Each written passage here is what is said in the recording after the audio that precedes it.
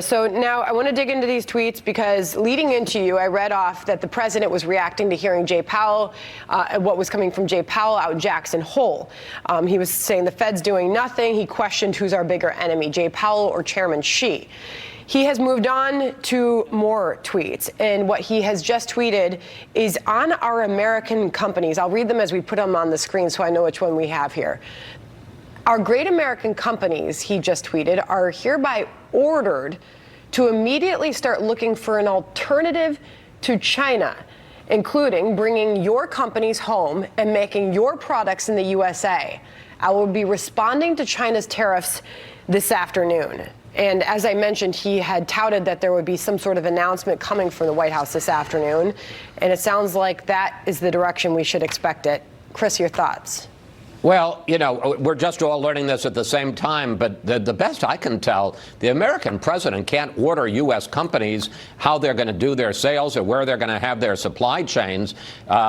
You know, we have a free market capitalist system. I don't think a president can order a car company to move some of its factories from one place to another. He can impose tariffs or make it economically untenable, but I don't think he can sit there and order the CEO or the board. And my guess is that most people in this country wouldn't want to see a president be able to do this. I also think we have to drill down on the statement, who is a bigger enemy to this country? The head of the Federal Reserve, Jerome Powell, who, you know, we shouldn't forget was appointed by President Trump, or Chinese President Xi.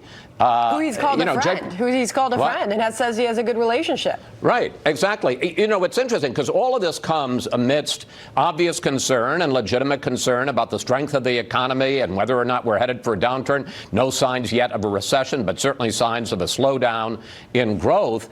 And one of the things that a lot of people in the White House have been saying is, and remember, it was just last week on Fox News Sunday that you had Larry Kudlow jawboning the economy and saying, don't be afraid of optimism and things are going to be better than you say, than you think, and the economy's strong.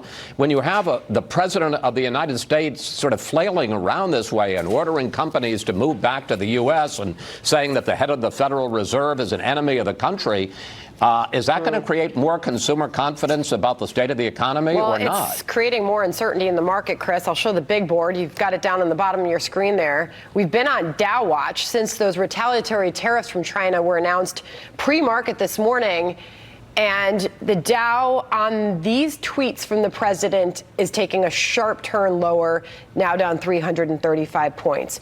I put up on the screen a portion of the president's tweeting from a few moments ago. He also said, we don't need China, and frankly, would be far better off without them.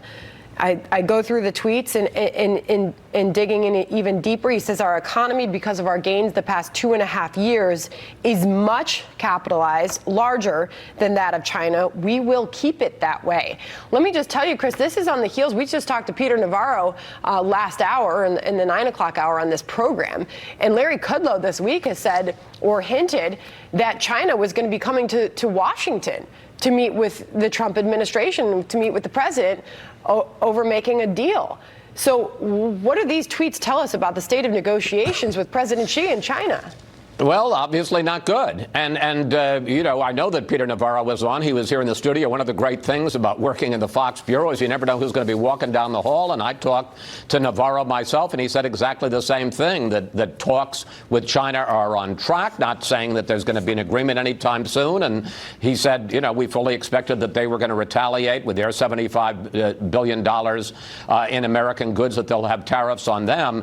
But clearly the president isn't responding well to this. And remember, all of this is happening as the president is going to get on a plane, I think, 10, 11 o'clock tonight and fly to France for the G7. China's not a member, but the G7, remember last year when they were in Canada and the president kind of blew up the conference, disagreeing with all the other 6 economic partners on a number of issues. Hold on to your hats. This could be a bumpy ride this weekend at the G7 in Paris.